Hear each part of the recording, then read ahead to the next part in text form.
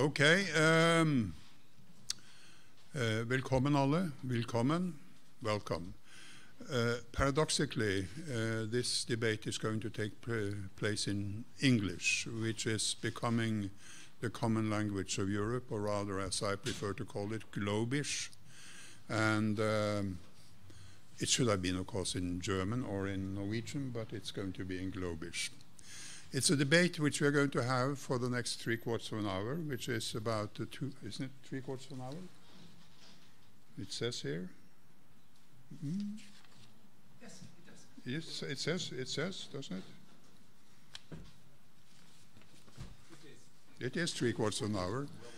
This is the second debate I'm moderating today, so and then I'm going to do something else later. But anyway.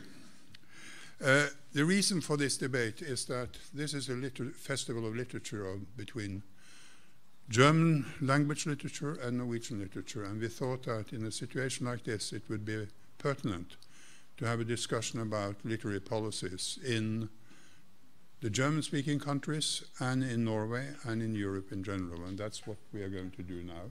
And particularly as this year Norway is becoming, it's going to be the guest of honor at the Frankfurt Book Fair, and we thought that we were going to reciprocate by inviting German language literature to Oslo.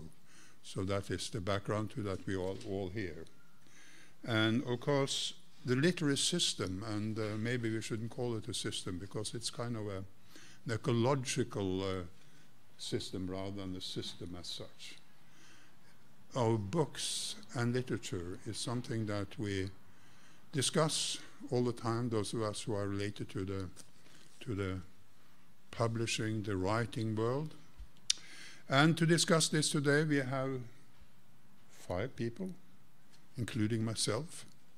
And those are Simone Stibbe, who is originally German, but runs a nynorsk forlag in Norway, a small one, but an excellent one.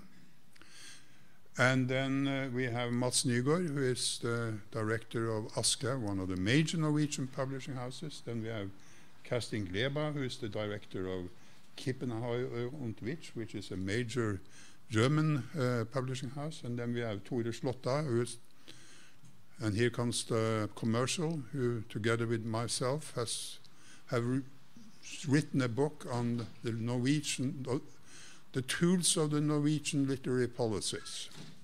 So tools of literary politics is also the theme of this discussion. And he will then comment a bit about the situation. And then finally we have Thomas Bøhn, who is a literary critic, a literary consultant, and one of the real consultants behind the Norwegian participation in Frankfurt this year. So I thought we were going to do it this way, that first the 3 publishers tell a bit about how they view the situation for literary policies and what are the challenges. And then Tore will make some comments on that, and then finally Thomas Bøhn will make some comments, and then we'll have a discussion between ourselves. And if some of you would like to chip in, I'm certain we can manage that as well. So we have 3/4 of an hour, and please, Simone.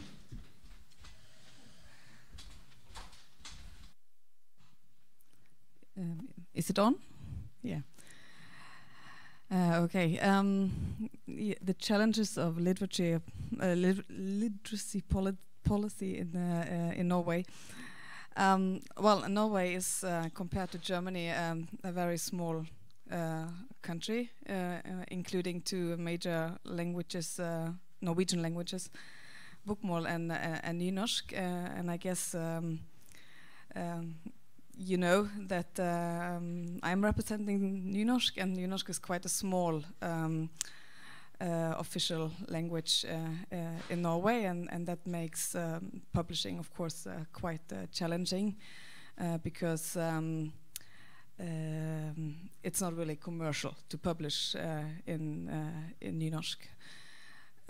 So we to do that we depend on the Norwegian Cultural Council, which is a great institution in Norway. I guess we will hear a bit more about that.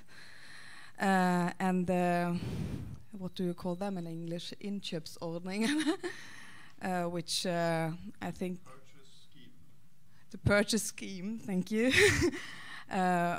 Which are very important, I think, to secure the big selection of different titles and books every year.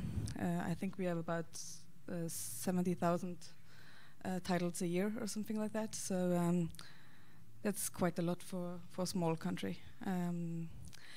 So I think Norway has a quite a very good cultural policy on literature, but we also have the challenges from the commercial focus, of course, and the challenges of that this big country has just 5 million inhabitants, and they are spread all over the place, and of course, a bookseller in a small place with like 3,000 inhabitants can't really survive on just selling books. So that's a big challenge, and to keep the coverage of booksellers all over the country, I think, is a big challenge in Norway.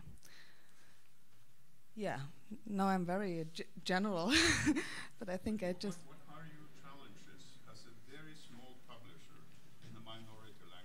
Yeah, to us, it's the big challenge regarding the booksellers is that we publish in nynorsk, New Norwegian, which is mainly used in the western part of Norway as a written language, and the booksellers are turning more and more into they buy the books like central for all the book stores all over the country, and it's obvious that it's maybe not so interesting for somebody at the North Cup to read a New Norwegian book. Maybe should be, of course, but that's kind of challenging for us. So we need to kind of operate in our niche and have to focus on that we deliver what's actually lacking in the New Norwegian market. So that's what we're trying as a small publisher.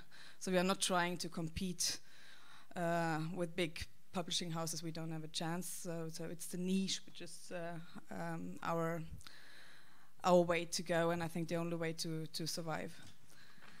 And then of course it's always when you are small, then you have challenges to be seen, of course. So we have to think different. We don't have the economical power to announce in a way as a big publishing house would have. So we need to find different ways to connect to our readers. Okay, thank you. I'm certainly will come back to this, particularly how you distribute your books. When you said that it was difficult to get them into the bookstores. We have of course we have a database and we have the structure, and we are connected to that. So every bookseller in the whole country can order our books, but we need to communicate directly with our readers. That's very important, so that they go to the bookstores and actually ask for our books. That's quite important. But we, I mean, you have seen our books, so obviously people have discovered the publishing house, which is 25 years old. So yeah, we have tried some years. Okay. Yes, Mats, you are not a small publishing house. Well, I wouldn't mind being bigger, actually, if that's what you're asking me about. But on the question, what is it like to be a publisher in Norway? On a question like that, I think the most accurate answer would be that it's really, really inspiring. Living as a publisher in Norway is actually a good position to work from, and the reason is that Norwegian literature and books writers do very well, both in Norway and all over the world, which I find extremely, extremely inspiring. And the reason is amongst other things, connected to what you just mentioned. I think the reason is that the quality of Norwegian literature is based on a well thought through, well tested and well functioning literary system, which is applied over years, and it's working very well.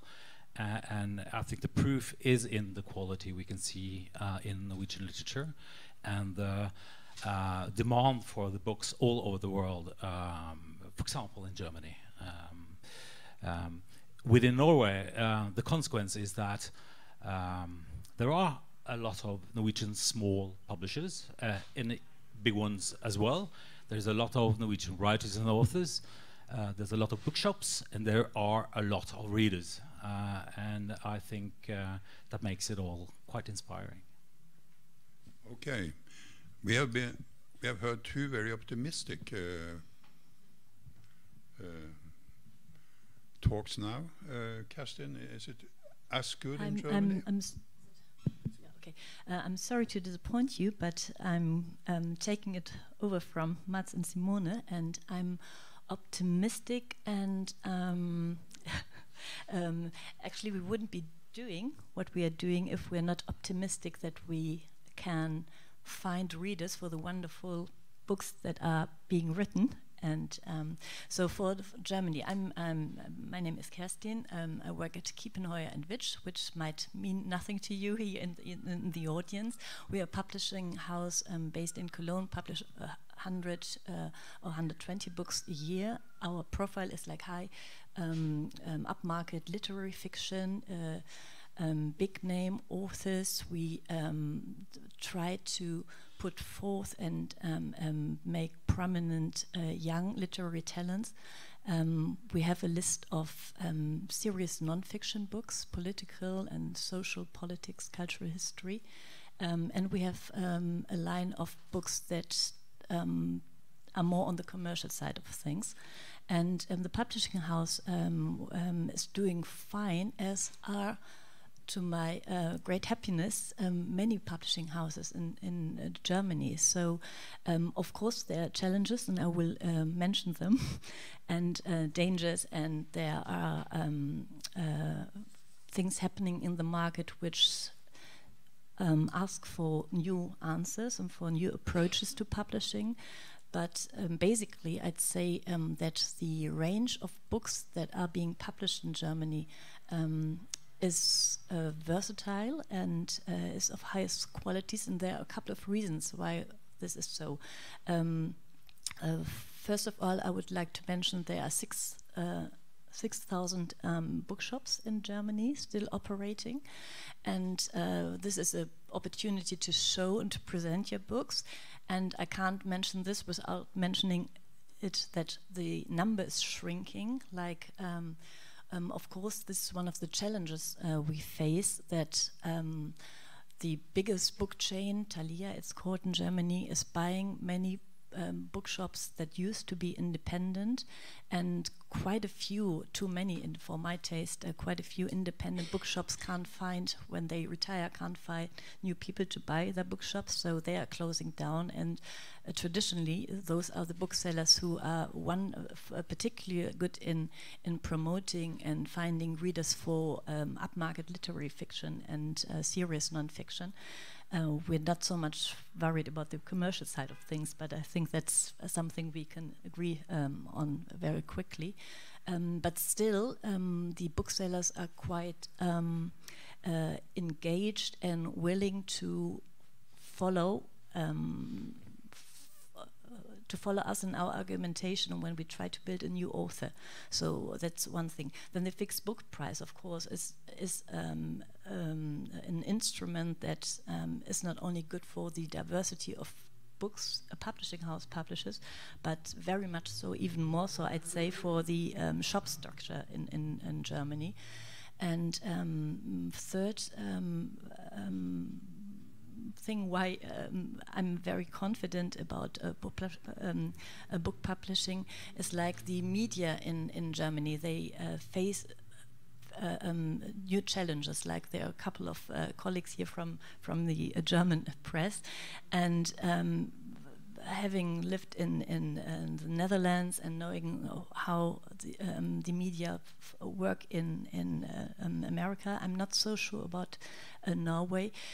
Something that's really important for us is there's a wide diversity in the newspapers and an eye for literature, for culture, like the literary supplements or cultural sections of the newspapers. They traditionally they have been they have a high profile. They and the quality of reflection on literature is unmatched, I find, in other countries. Of course, also these cultural sections face challenges, like we know that the print run of the newspapers is going down, so they need to find new business models how to build it. But that's something that, or a field where we can enter into a discussion with the audience and public about new books. And so this is good. Challenges we have are more, as I say, we need to approach the changes, like there's a media shift, so we try to talk more to the consumers, not only to the booksellers, and we find new ways how to do that and to approach that. A different challenge is like you see you have a very good ecosystem functioning, like I don't know if it's the same in Norway. Yeah, like basically as a reader you can go to your bookshops, and if the book isn't in the bookshop, you can order it and you get it the next day, the very next day. And to ensure that, you need wholesalers who do that. And in the beginning of this year, one of the big wholesalers went bankrupt, or said like he's going to be bankrupt. And all of a sudden you see how dangerous it is for the whole book system. So these are challenges we face, and but also you saw that all publishing houses, who of course are in danger of losing money when this wholesaler goes bankrupt, they kind of stand together and try to make sure that this ecosystem survives. Sorry. So I think that it's for now long enough. Before we continue, and before I pass the word to Lotta, what I understand from what you are saying is the microphone. It's a system that functions, but it's still fragile. And I read recently that in Germany you had lost 6 million book buyers. Readers. It's something that a discussion that has been going on for a couple of months in Germany, and it's true. Like the book market is stable. Like I think it lost like 0.4% last year, and it's stable only because the book prices have gone up. So basically, it's true. There are less readers, but the readers who are there are willing to pay more or to spend more money on books. So of course it's not a situation you can relax in and say everything is fine. But I think that to find new readers and to approach them in a new way without leaving out all the traditional ways we had to approach them, I'm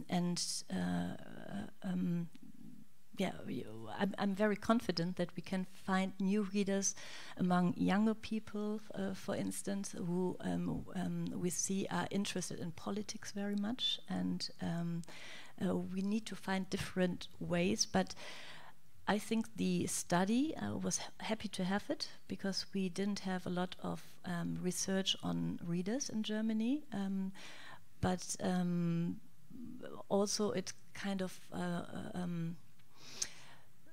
directed the discussion into an apocalyptic scenario, which I don't fully agree with. Okay. Tore, what are your comments to these optimistic perspectives? Well, I think they are very interesting. I've been to several discussions on the situation for the industry and the challenges for literary policies and so on. And they usually are more, more nervous, more talking about the problems. We are talking about challenges, which sounds good. But the interesting thing is that the book industry, compared to other media industries, has been surprisingly stable and surprisingly also separated from other media industries. There's been a historical change. There was many buyouts and takeovers in the 70s and 80s, and at the moment it seems to be a much more stable situation. So it seems to be a calmer situation. The national markets in Europe are, more stabilized, more secure maybe than they used to be 10 years ago. And this is a little bit puzzling, because you would perhaps believe that the digitalization, the problem with, the challenge with digital media would turn the book industry into a more general media industry. And I think it still hasn't. And it's still a lot of scope for maneuver in this trade, in this business. And that's why we also think it's interesting to talk about literary politics as a very important part of cultural politics. Because politicians seems to be, more taken by the future of digitalization. Go forward, the nation must be in front, and blah blah blah, and so on. And then politicians may not necessarily think that the print book should have protection or should have a cultural value today, since it's not speeding up digitalization. And may I introduce a question, Helge? Yes, you may. Okay, that's why you're here. Thank you. So I would ask you whether because I heard you say the importance of booksellers, and to me that is also the physical booksellers, and then it's actually about print. So is it true, as I propose then, that it's firmly it's fairly stable at the moment, and that print is still the future for the book industry? Yes, Kerstin? I'd say, we've seen in the past years that the percentage of digital sales doesn't rise. It's stable between 10 and 15%, and commercial books tend to be read in a higher percentage digitally. Serious literary fiction and non-fiction tends to be bought as a print book. And the strategy we apply, and many publishers apply, is an even stronger focus on the beauty of the printed book. As I said, the book prices have risen a bit, and of course, as a publisher, you're quite cautious. Will people still buy it when it's a bit more expensive? But at the same time, we find that the haptic quality of a book, and the also in a time when everybody is streaming and nobody wants to possess any cultural entities any longer, people still want to own and touch and have a book, so I'm quite happy about the fact that the industry managed to have a fixed book price too for e-books. It was in 2016 that it was turned into a law, so I see the digital editions as an extra or a second way of finding readers, which is fine, but it's not a danger at all for the printed book, I'd say. Thomas, what are your comments to this? And you have actually seen a bit of Norwegian book system as well as being very much part of the yes, and I find it always ever so inspiring being on both sides, you know. And as I know that there are some German journalists in the audience, and as if you have been pointing at the measures in the Norwegian literary system, I may describe two of them, and please correct me if I, out of enthusiasm, describe them wrong.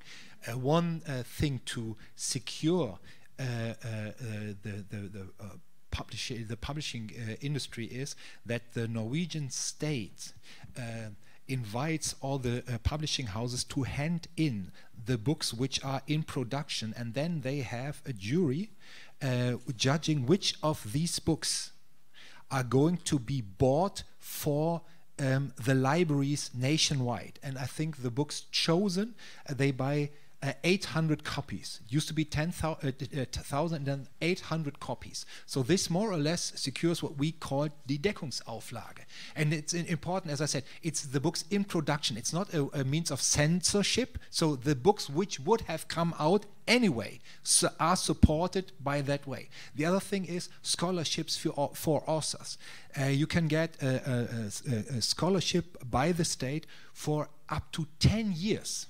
Here the idea of emancipation and support combines, you know, so that women can plan their career, being a mother and so on, and not decide whether to become a writer or whether to be keep for the family. And as we're talking about emancipation, also men can get this scholarship.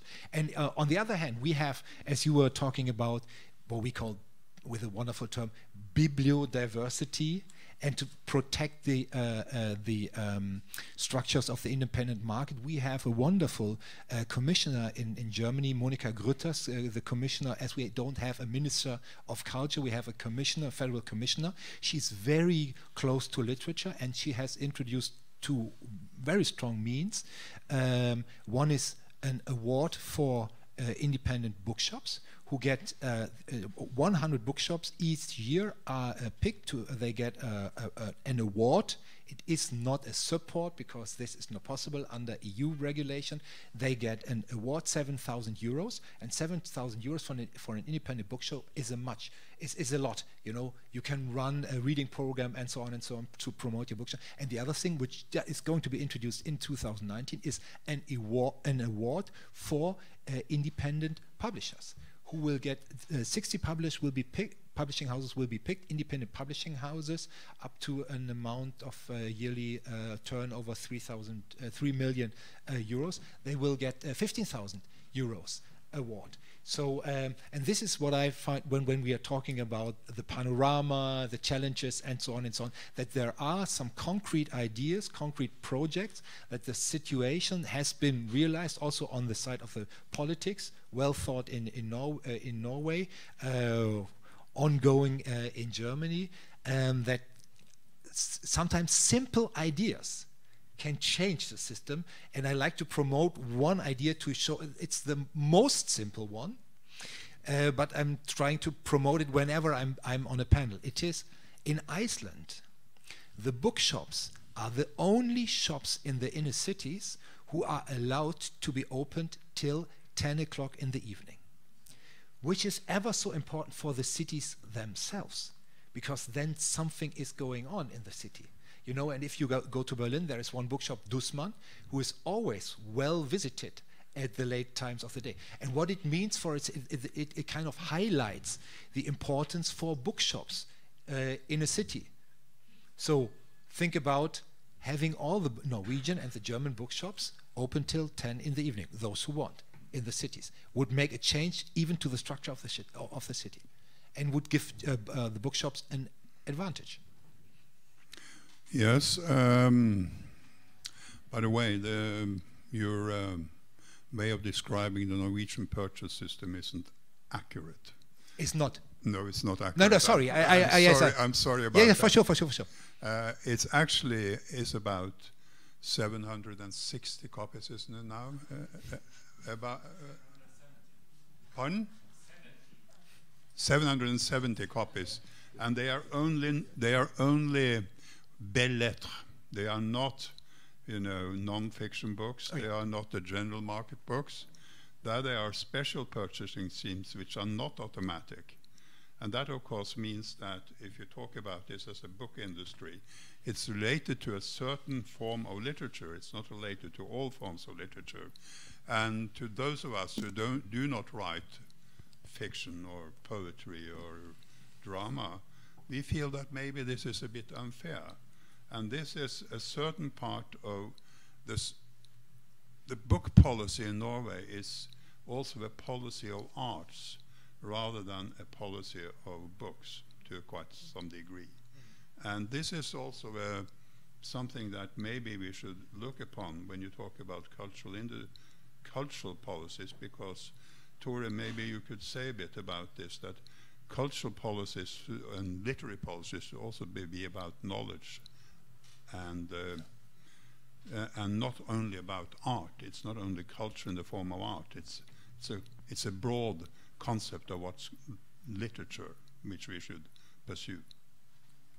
Well, I certainly could continue on that. I think in our book we are starting with the values that are behind every thought thinking about literary politics, and it's the core is of course a freedom of speech and the plurality of the public sphere. So you actually have regulation, particularly in law, to regulate freedom of speech. But there's also a very important cultural value connected to language. And I think Simon was mentioning the 2 languages of Norway. Of course, that is a strong cultural value to secure those languages, as would be with the German language, of course. So literary politics are in a way secured by these values or anchored in them. And if you see it from that point of view, you can't separate art literature or fiction literature from other parts of literature. So what Helge was saying is, remember that science, academia, school books, textbooks, that is also part of literature, and it's a very important form of written language. So literary politics has to preserve also academic literature and school textbooks and so on. So in many ways, I think in our book it's maybe not on the level of Game of Thrones, but there is a war going on, and there's a battle between audiovisual media and textual media. And I would say audiovisual media have gained some terrain. So if cultural policies is not preserving written language, then things are going to change more rapidly. I would also like to ask Mats and Kerstin about a question which has to do with the structure of the book, of the publishing industry in the 2 countries, in Germany and in Norway. In Norway, the big publishing houses are integrated publishing houses in the form that they also do publish textbooks for schools, and they publish also academic books, and they are sort of an integrated system as such. While in Germany, the tendency is that textbooks and educational books are being published by special publishing houses. They're not integrated in the publishing houses like yours. So what are the disadvantages and advantages of having such a difference between the way that the publishing industry is being run? Well, to begin with, I would disagree a little bit with you on your statement that we are vertically integrated. We have I said horizontally. You said horizontally. Because we are. Well, anyway, within the Norwegian book industry, there are a lot of vertical ownership, but there's less vertical integration, which is a difference. For example, in the bookshop, the chain of booksellers that Aschehoug owns parts of, they sell books from everybody. Yeah, but my point was not that. Yeah. We can return to Right. the kind of vertical system. But your publishing house, Aschehoug, you have a division for academic books, Universitetsforlaget. You have a division for textbooks for schools. You have a division for other forms of knowledge material, and you have a division for novels, Norwegian literature, etc.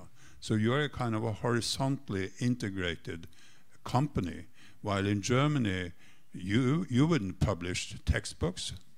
Actually, I'm very curious to hear the answer, because I know about the different system here in Norway, and I must confess I can't imagine being a publisher for all these sorts of books. Exactly. So I can tell you what what our profile is, but I'm curious to hear the answer. Because in Germany, I've been studying this together with Tore. The textbooks publishers and the academic book publishers, particularly when it comes to science, technology, and medicine, etc., they are separate publishing houses. They're not horizontally integrated as they are in Norway. And what are the advantages and disadvantages of having these two systems? So we can go back to the vertical aspect later, Mats, but now we talk about the horizontal aspect. Yes, mind you, again, I mean, there's a lot of specialized publishers, of course, in Norway as well. Most publishers, I guess, are that.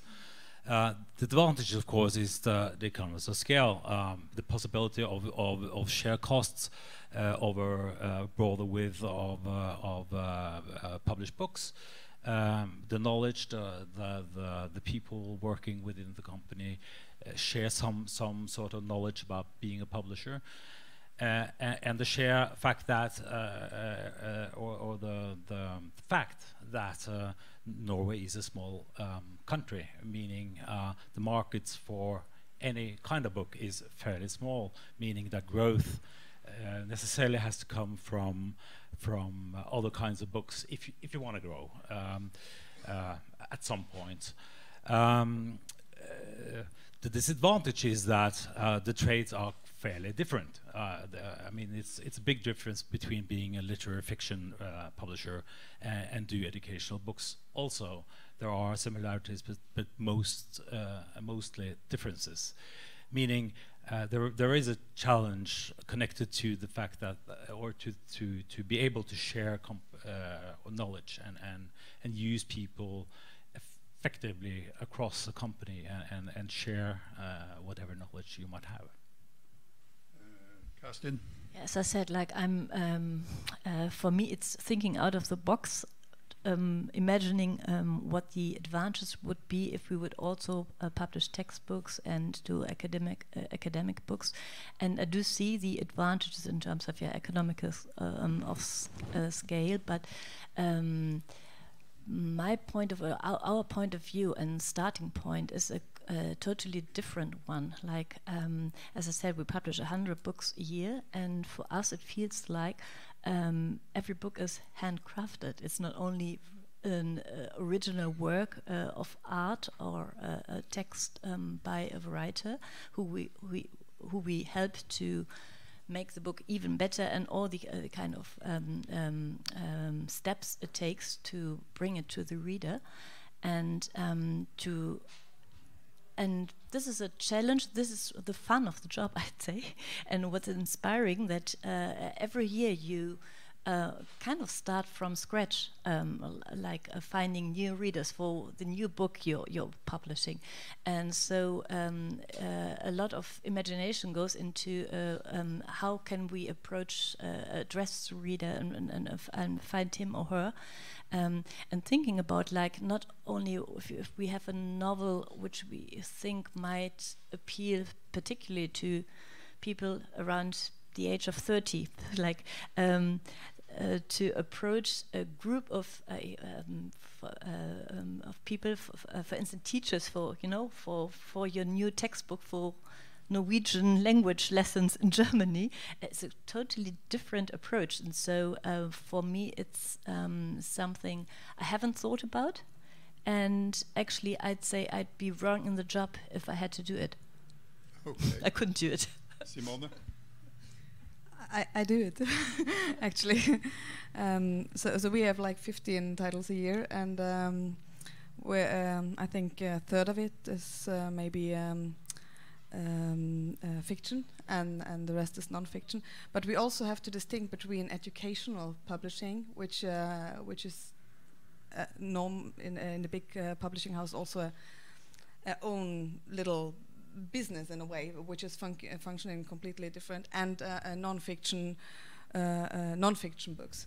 But actually, with non-fiction books, you have the same challenges. You have to find a reader who is interested in trees or Norwegian barns, or so you have to find the readers in a way. So you work. It's quite similar actually, but what is challenging is actually the media, because on the fiction you have those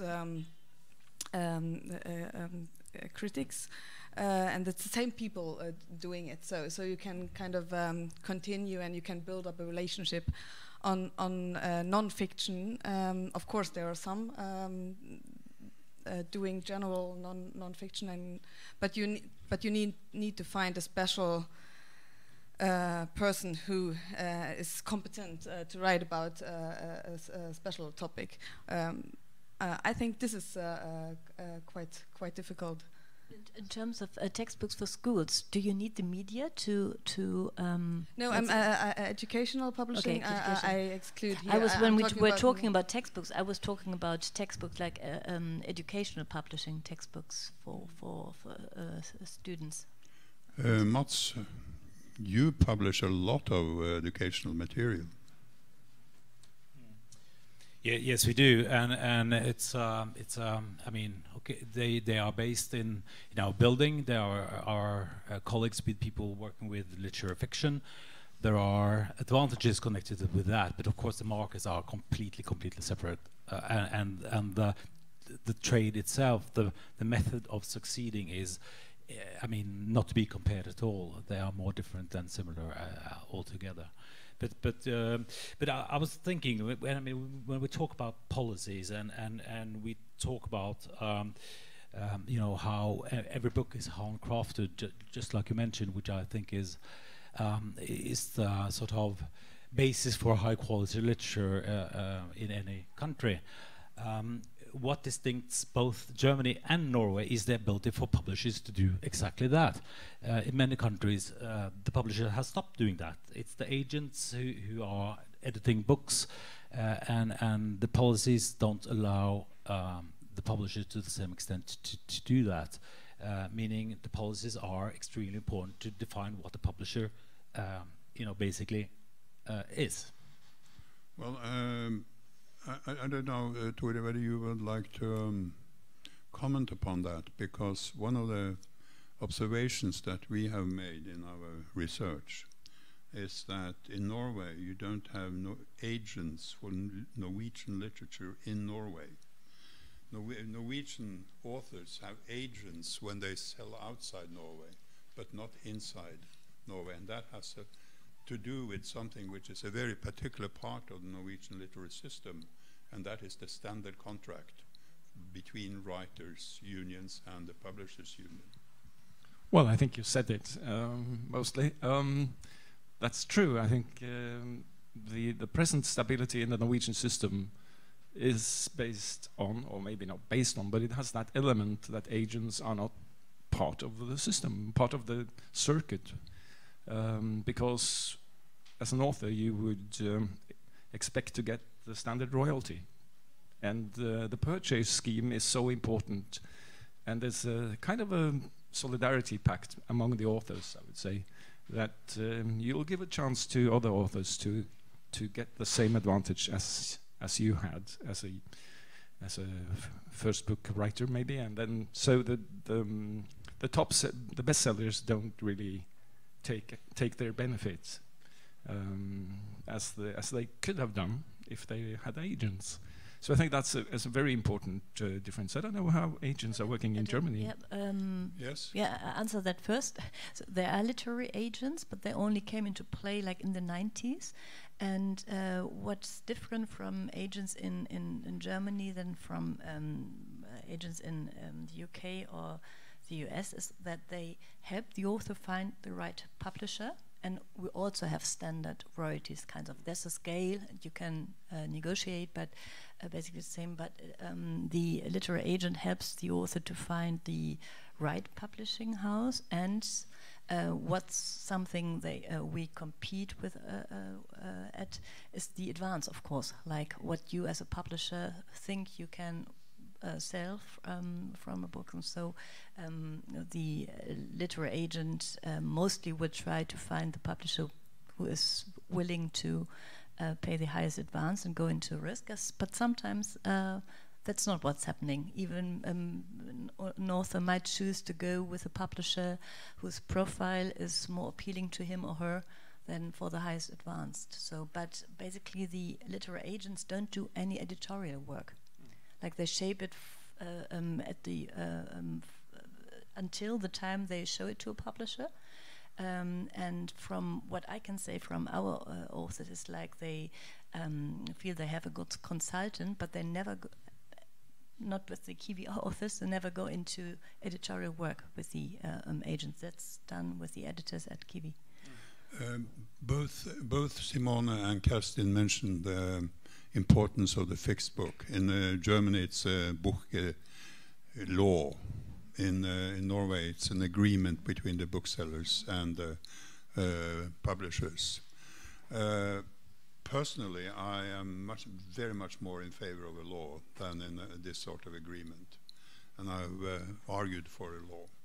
But I understand now, I don't know, I've been reading that there is quite a lot of discussion in Germany about whether the Bokpolitikkens shall continue or not, and it's been challenged by politicians. Is this true? Yeah.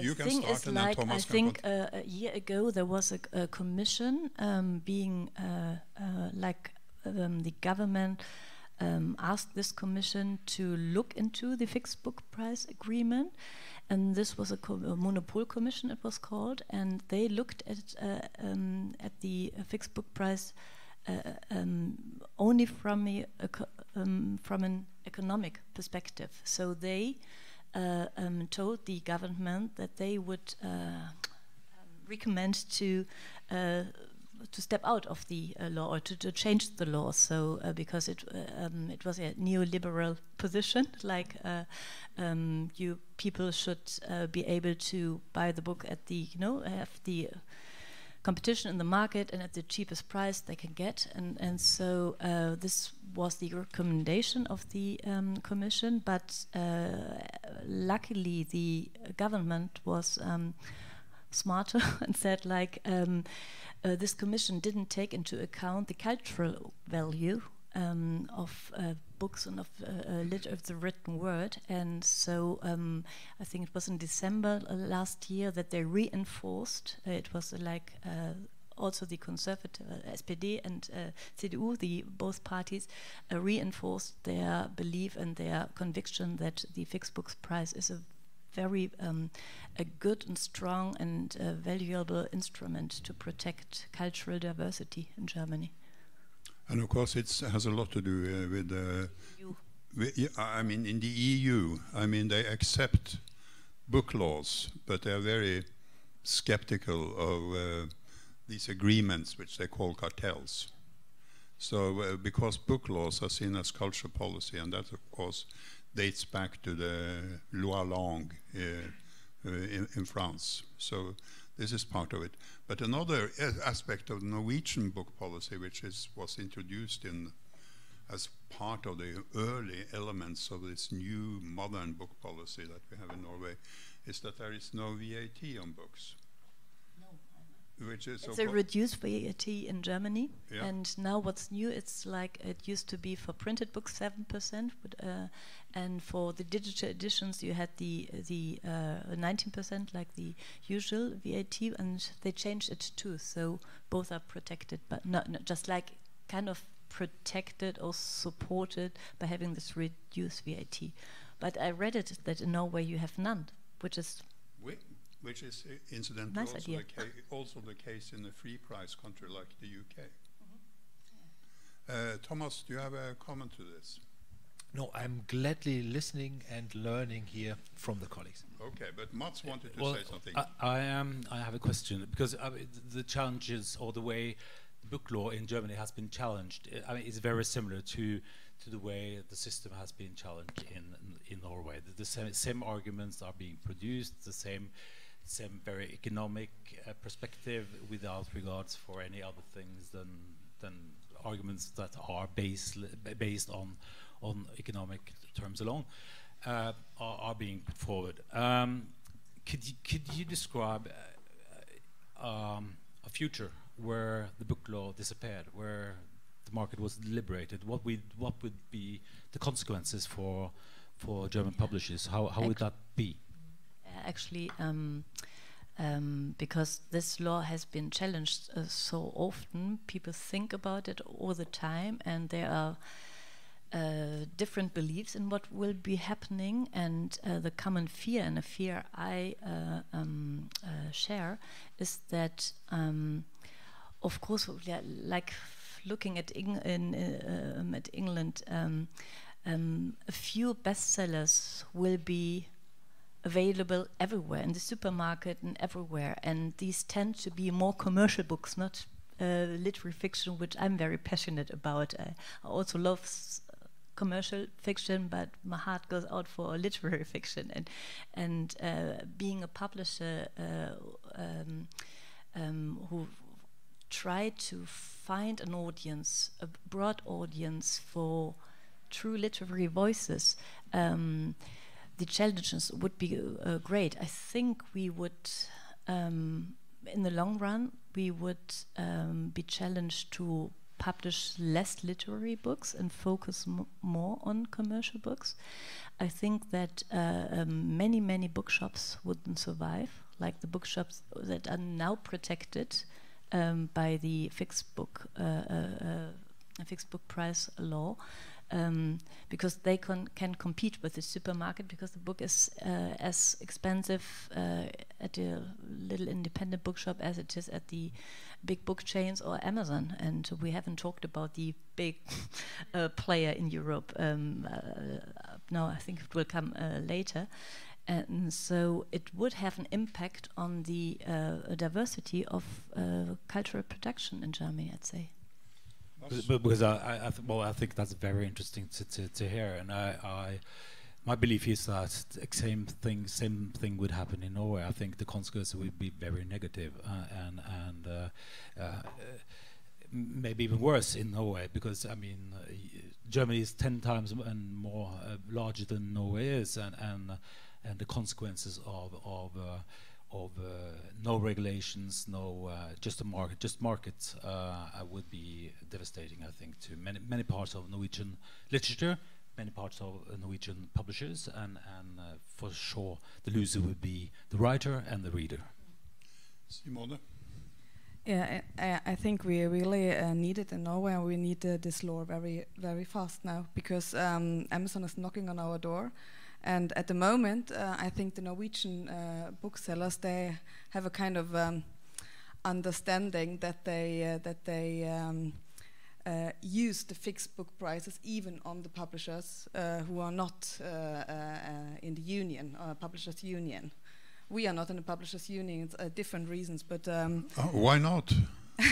Well, I can explain that as well. Yes, please. I know, I've heard it before. The problem is actually the booksellers have too much power in this agreement for us, because there are kind of subscription agreements between the publishers and the booksellers, which give the booksellers a first copy for 70%. Most of the booksellers in Norway just buy this one copy. For us, it would mean a minus on that copy, because we use a little bit the big distribution channels, but we have also our own distribution, and it's too expensive to send one book. That's the reason, actually, because so we can't join you, but we really would like. so that's an easy.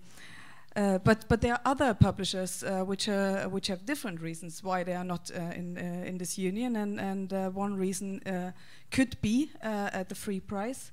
there are commercial publishers, the few commercial publishers, and I think as soon as we get booksellers like Amazon, which probably don't care about what was tradition in Norway before, they would press the prices on the publisher on the books from the publishers which are not part of the union, and that's why we need a law for everybody. Yeah. This is what they are doing even under fixed price conditions.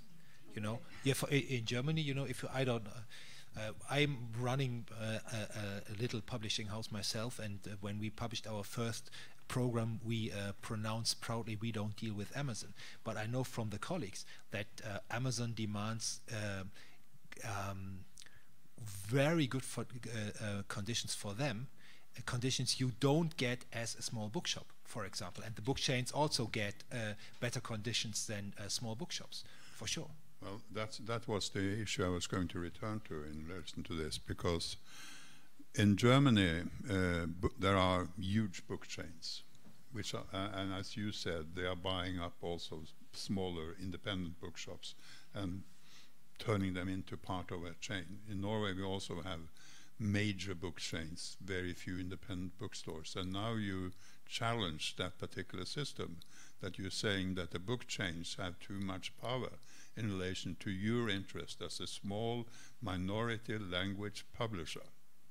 So what is the role of these book chains, and what is the role of these book chains in relation to the promotion of a wide variety of literature, to a wide variety of a public that is interested in minority books?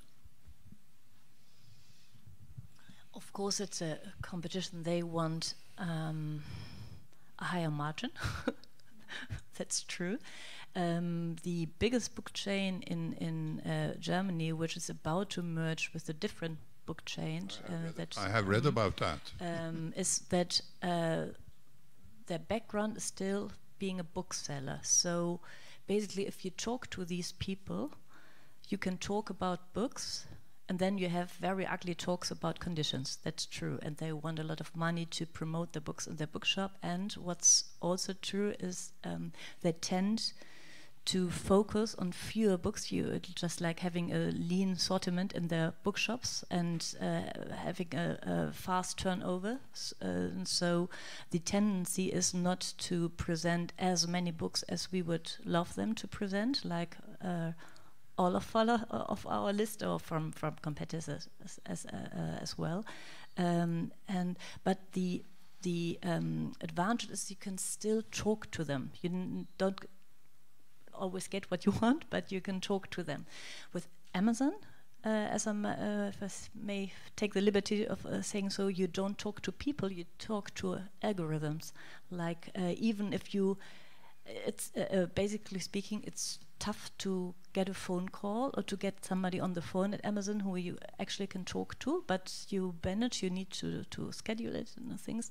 And then this person might have run the washing machine section like a month ago and now is responsible for books. And so it's like you're not talking to somebody who has a different approach to books than to other gadgets they are selling. And so it's a completely different talk. And what the big book chain I'm talking about, Thalia, has done, and which is a good thing, is like in the past they managed, I think as one of the only book chains in Europe, to build up a competition towards Amazon in terms of digital publishing. Like they, Thalia, and asked a couple of other booksellers to join forces to create a different ecosystem, which is not Kindle, but an open system. It's called Tolino, where you can buy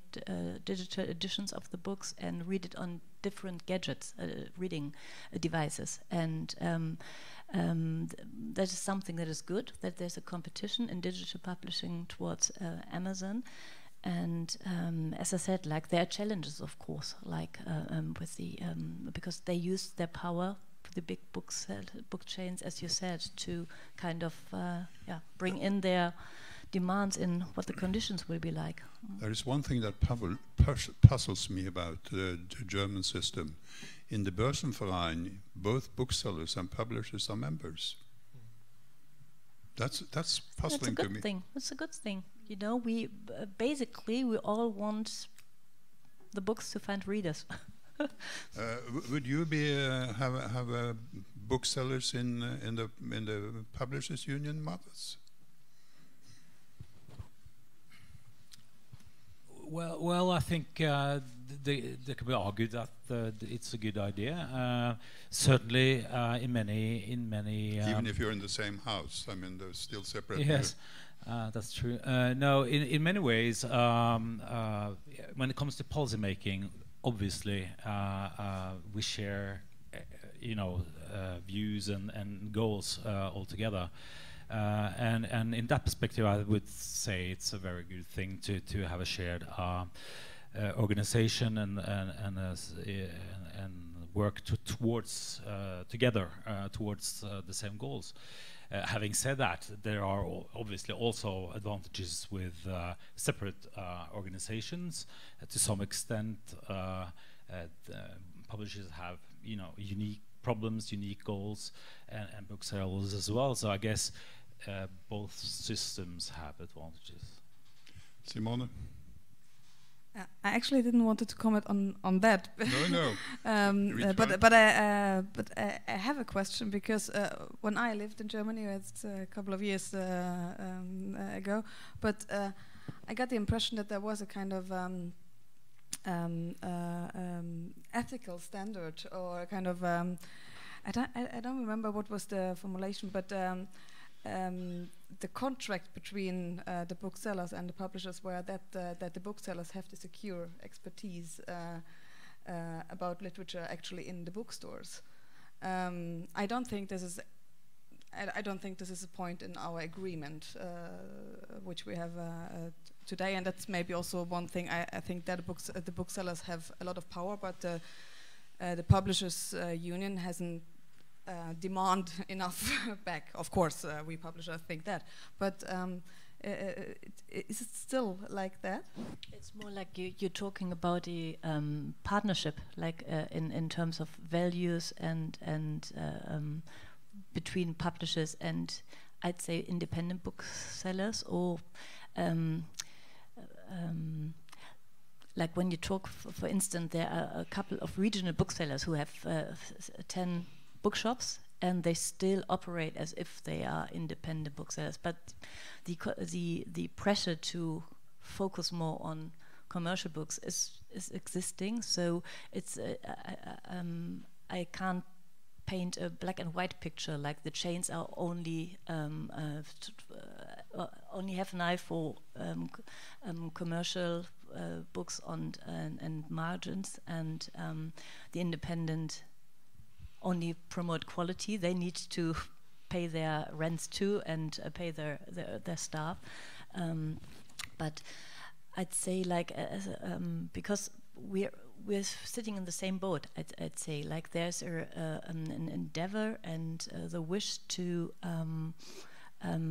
conserve this ecosystem. But are there any demands to be a member of the booksellers section in the Börsenverein? Are there the demands like that?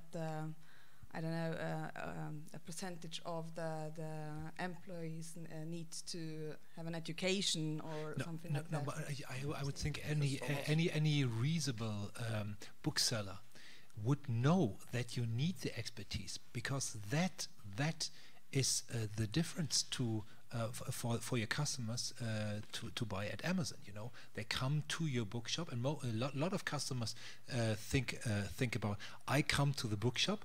If I don't know what to read, then I can ask my bookseller, could you recommend something to me? And this personal relation, you know, which have been building up over years. That's Kerstin. She likes this kind of literature. I have something for you. They may even address her before asking, you know. Here, nice to see you. I read this book. I think there's something for you. The expertise is what is called the unique point of sale, probably. Yeah.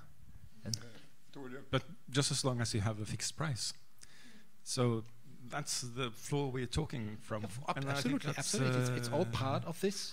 Which an observation here would be that, in fact, Norway and Germany is peculiarly alike when it comes to the way the policies are working and the way the stability in the market are preserved. And it seems to, at the moment, in both countries, to be a focus on the plurality or the multitude of booksellers. And I think that seems to be working, but very important then to remember it works because you have a fixed price system. May I add one? Yeah, just one other comment, because I think the discussion about the booksellers being cooperative or not with the publishers has also to do with the difference between a book law and a book agreement.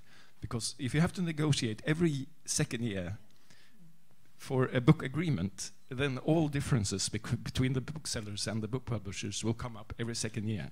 If you have a book law, that will be a stabilizing point. Yeah. Yes, Simone? You first. No, I was just going to say that the other advantage of the book law is, of course, that it's also all-encompassing, that it also covers all those who publish and sell books. So then you will have to follow it, even if you're not a member. Yes. Yeah.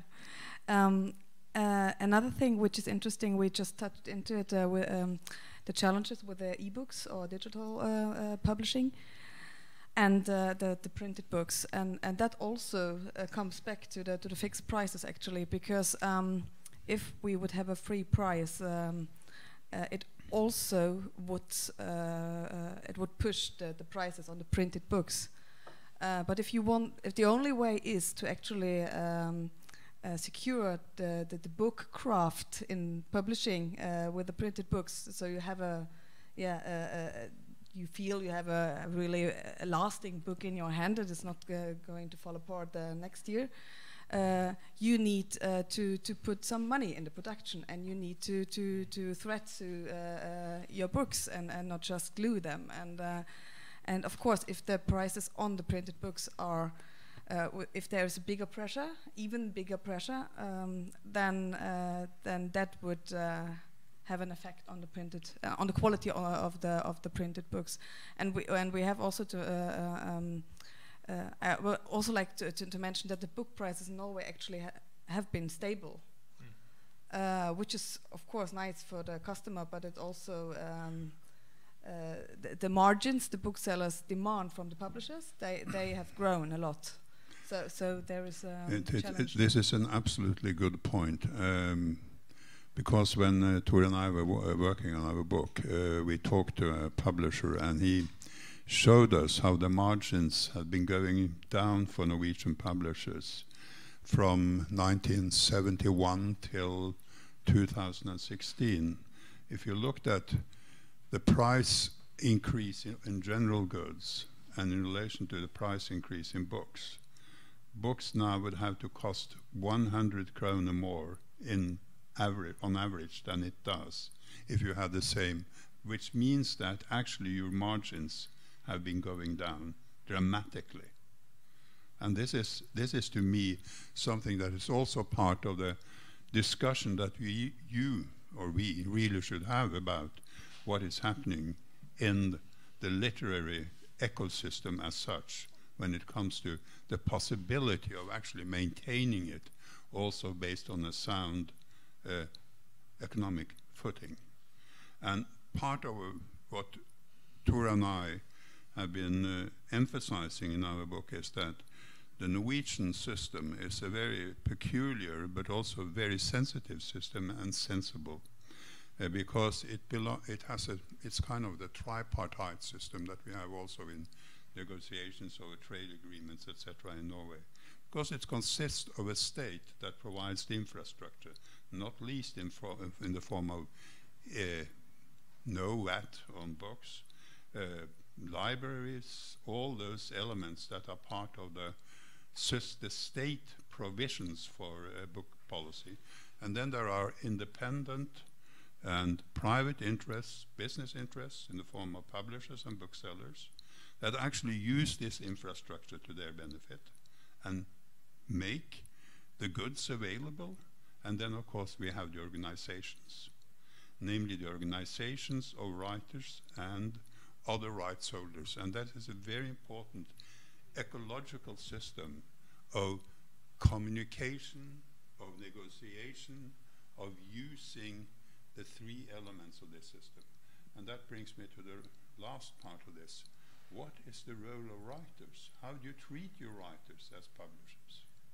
Not only economically, that's a very important part of it, obviously, but at least in Norway, the income of writers have gone down the same way that you can see the margins of the publishing industry has been going down. What's the situation in Germany? And I also saw a survey of English writers where a writer, I forgot who it was, said like he was a best-selling author and could live on it and can't do it any longer. I'd say I don't have any research results on this. My gut feeling would say like it hasn't changed so much, like because we also have the standard royalties and we have the fixed book prices, which haven't. One thing is true, like the book prices haven't risen in the to the extent that general living costs have risen. So, and as I said some time ago, is